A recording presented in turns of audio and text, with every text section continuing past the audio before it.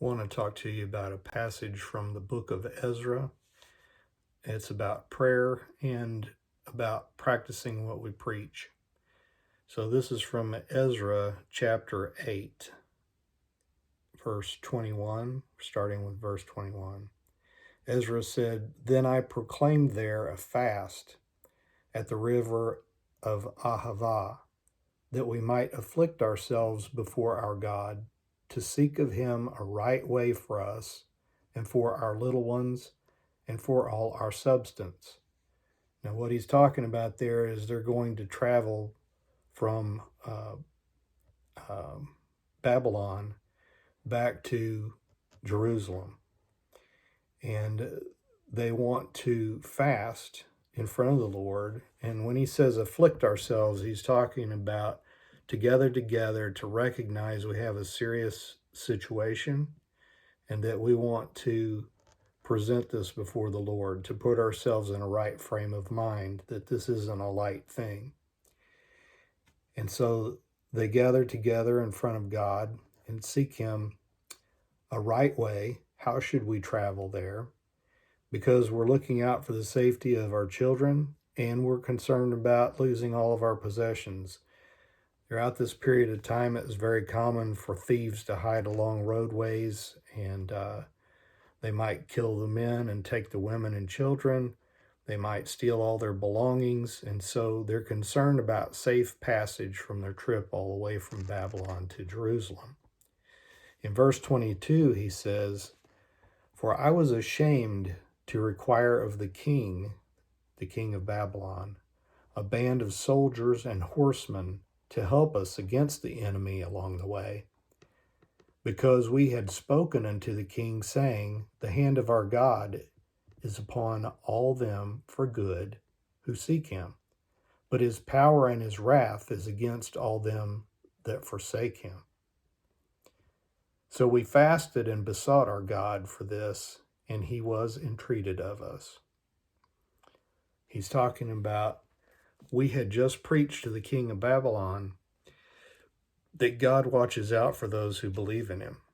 So then how could I ask the king to send with us soldiers and horsemen and keep us safe on the journey when I had just preached to him that God will take care of those who believe in him? That was a very serious thought. We don't always practice what we preach, do we? The first thing we think of oftentimes is our physical circumstances, what we can see here in this world, what happens to us, what we're afraid of, what we think might happen.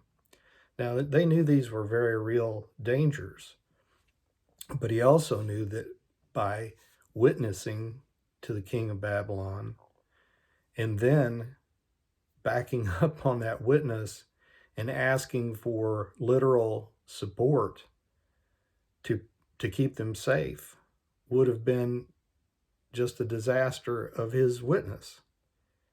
How can you ask me for protection when you tell me that your God will protect you at all times?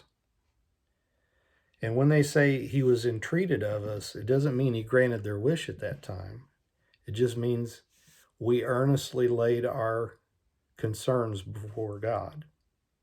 And that's where that verse ends. And in verse 24, he carries on about some other business. Then down at verse 31, he says, "Then we departed from the river of Ahava on the 12th day of the month to go to Jerusalem, and the hand of our God was upon us, and he delivered us from the hand of the enemy and of such as lay in wait by the way."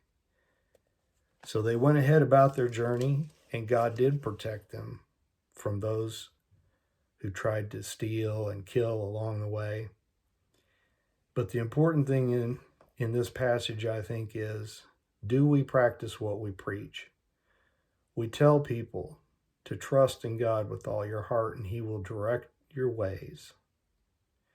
But then when something happens, we very often turn to the physical, what we can see and feel and touch and hear.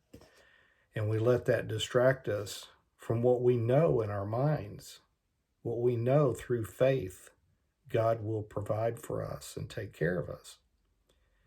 And we're missing witness to others, and we're also hurting ourselves, because by not acting out our faith, by not believing in God, how can we trust Him? How can we believe that He will take care of these things for us if we're too afraid to trust in Him?